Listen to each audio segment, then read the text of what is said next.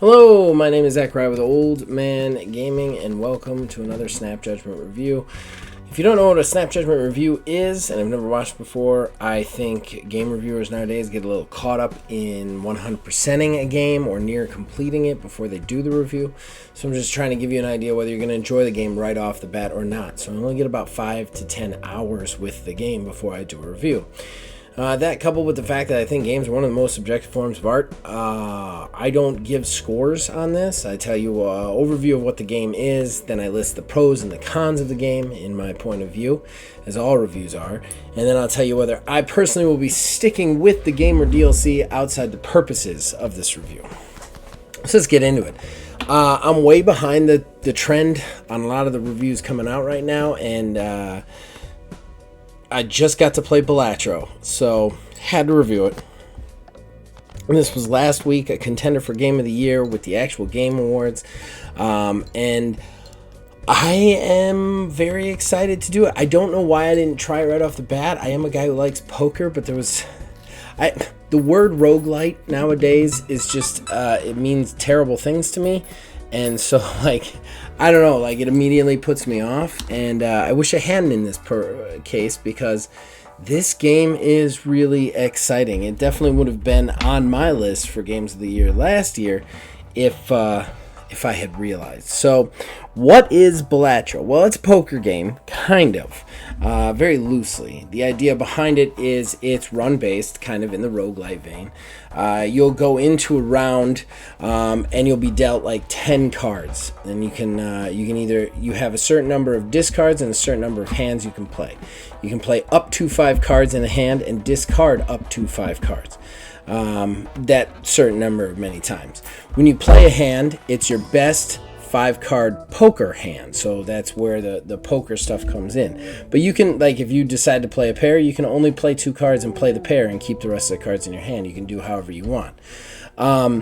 Then you're scored you're given chips, which is your score essentially. That is based on the card value, and then multipliers, which are given to you via things you purchase in between rounds, mainly called jokers. Each joker kind of affects the multiplier or the chips or other things in different sorts of ways, and you can have up to 5 equipped at any given time.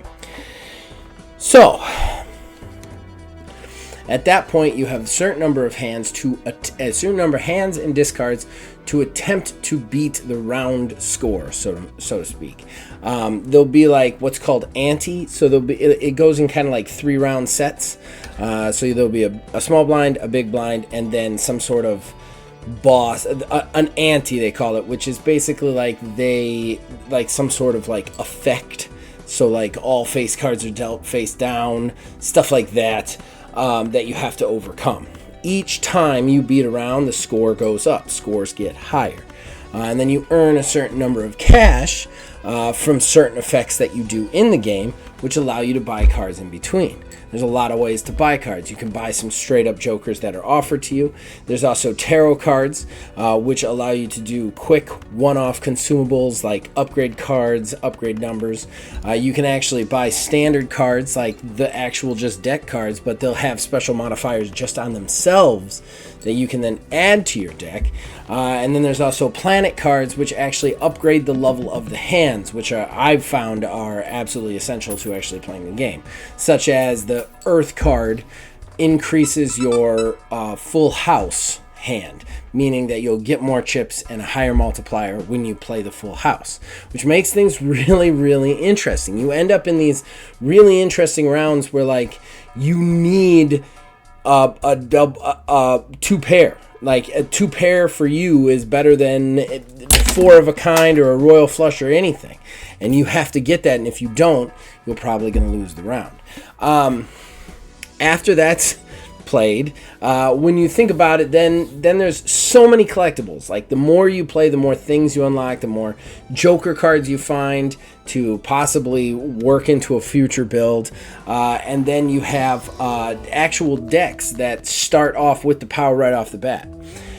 When you beat a deck, a run is 8 antes. If you beat 8 antes, then you win the run. That being said, you can enter an endless mode and keep going all the way until you die, which I think is really fun. Or not die, but fail. And then you unlock the ability to increase the difficulty on that deck. But the other decks are still locked until you at least beat it once. It's a really, really, really interesting look at things. And honestly, it's the core of roguelite, kind of boiled down to just what it is. It's very fun to play with. This is one of those games that when I first started playing it, I thought to myself, oh, this is kind of simple. There's nothing to this. And then 6 hours later, my wife had to drag me off my computer. This game just kind of gets in you and pulls another hand out of you every time. I can just go one more hand, one more round, one more round, one more run. And it's really interesting. Plus, all the unlockables make it a lot of fun. I felt like in the 5 hours that I've been playing, I feel like every time I've played, like 4 or 5 new things have popped up that kind of are like, oh, that's interesting. How do I incorporate that in? Ooh, that's interesting. How do I defeat that? And it's just, like I said, the core of the roguelite is that trying to get that more run out of you. And I'm at a point in my life where I've played enough roguelites where very few roguelites can do that to me.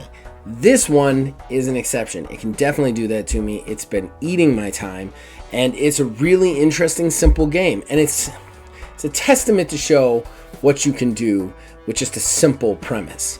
There's not a whole lot more to this game, so I can't really just find anything else. You have to just kind of play it for yourself, because everything else is just little modifiers here and there, but that's the basis. And when we get into the pros and cons, they're going to be relatively quick. This is actually probably going to be a smaller review because, as weird as it is, when I really like a game, there's not a whole lot to say about it. The pros, the concept of this game. This game is genius. The guy who did this is genius. There's something so beautiful about building a mansion off just a strong foundation, and that's what this game is. There's a very simple mechanic to the play, and then there's just thousands of ways to mess with that mechanic, to adjust that mechanic, to play with that mechanic, to get what you want out of this game, to the point where even though it's just one simple mechanic, every run is going to feel different. Every time you go through it, it's going to feel very new and fresh and unique. And I really think that is amazing. This guy just did a great job on this. And honestly, now knowing what I know, I think it probably should have won Game of the Year. All things considered. That leads into my next pro, which is creativity. Again, it's hard because it's just all rolled into one. This game is just so creative on such a simple premise that you can't go wrong. One of the things I've got to shout out, though, the absolute coolness of it is the ability to save your run. Now, they don't make it very evident that this happens, which was a little irritating the first time I played, but after I realized that basically when you go back to main menu, whatever you were doing, it saves where you were. And then when you come back, you could just hit continue and start back up where you were. Love that. Absolutely love that. Roguelites irritate me when they don't have some way to save mid-run. Don't get me wrong, I don't want to like save scum the game or anything, but like there's got to be a way to pause and walk away because, hey man, most of the people who are gaming, we're adults, we have lives. Hell, even if you're a kid, man, you have a life. You can't always know how long you're going to play. You don't want to lose that progress, especially in a roguelite, just because something happens. So this is really cool. Like when you go back to main menu and you come back into the game, it'll have your run just saved right there.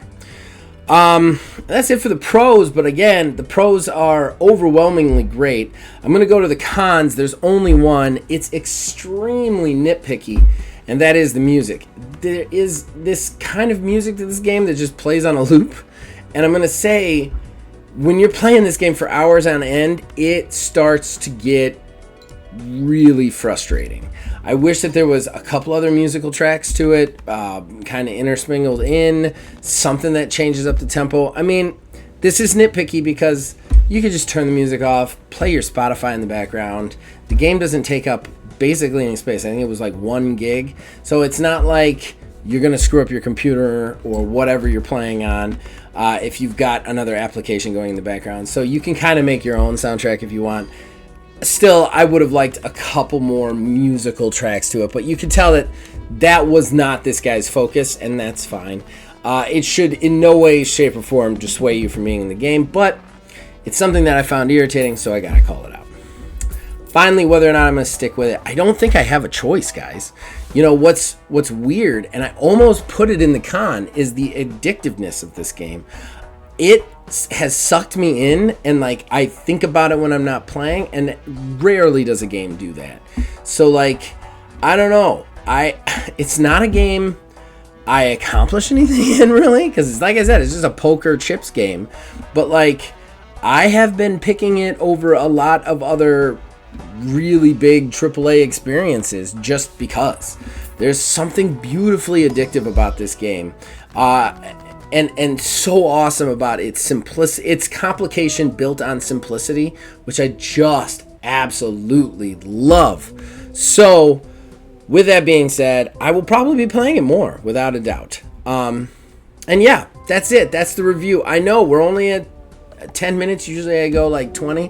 But there's not a whole lot to be said about this game. It's a simple premise with a lot of complicated factors. It's simple to learn, tough to master, and that's what makes it great. Hopefully you guys think I did this right.